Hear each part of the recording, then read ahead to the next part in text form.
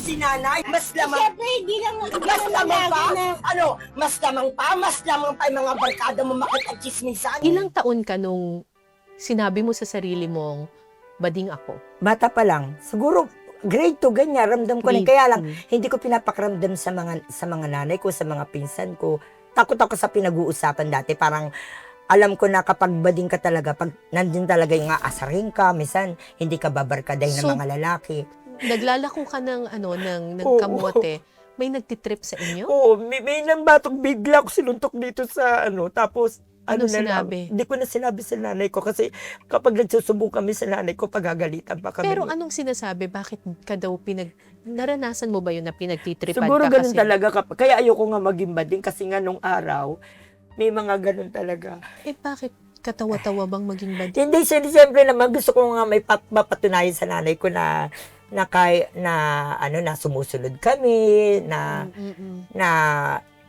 kunyari, hindi naman pinagbabawalan, parang ayaw ko lang, para may lang hindi mapaya yung magulang namin. Kasi, Diyos, ano ba yan? Ba din yung anak mo, dalawa? Yung parang naririnig ko yun.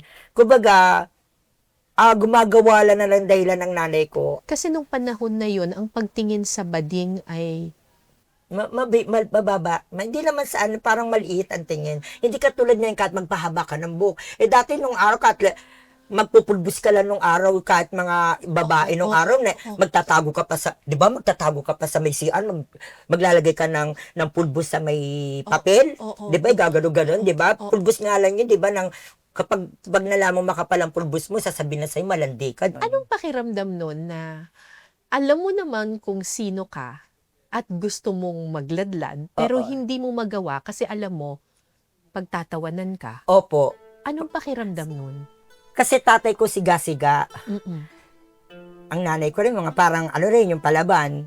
Ayoko yung parang, sa mga anak niya may parang lalampa-lampa, yung ganyan. Yung gusto ko may pagmalaki ko ng magulang ko kasi parang feeling ko wala kahit kailan hindi ako pinagmamalaki ng magulang ko.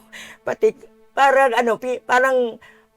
na lang yung, pinigil ko yung sarili ko para hindi na ako i-judge kasi hindi naman ako matalino, wala naman akong talent, wala naman, kahit sa pag-aaral, kapag pumapasok ako sa school, tapos pagpasado ko, kahit sasabi sa nanay ko, tutoksin ako na, naipasado ko na, ang laki ng grade. Oy, pagagalito ko yung teacher mo, hindi ako naniniwalang pasado ka. Paano ka pasado?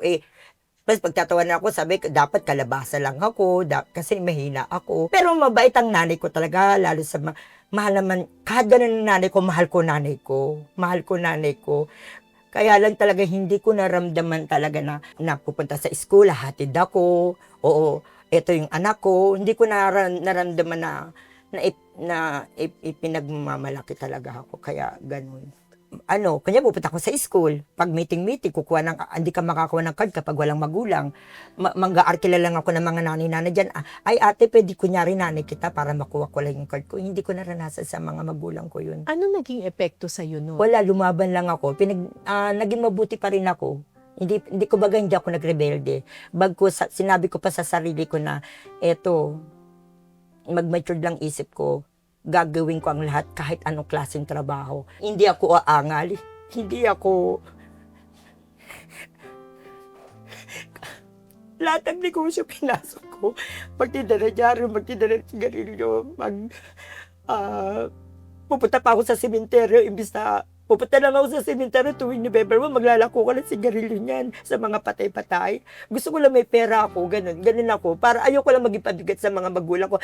Kahit na nung pamani, yung bang hindi ako nangingi sa nanay ko, hindi ko naipengin ganito, hindi ko naranasan. Sabi ko sa nanay ko, kahit buti nga nakapagtapos ako ng high school, kahit mahina utak ko Sabi ko, Ba't mo ba sinasabi mo hindi, hina totoo utak? talaga. Hindi Sa magkakapatid sa amin, ako yung pinakamahina, parang nagtatapang-tapangan lang ako. Kumbaga, nilalakas ko na lang ang loob ko. Sino Pero ba nagsasabi sa'yo mahina ang utak ako, mo? sarili ko. Hindi totoo yun.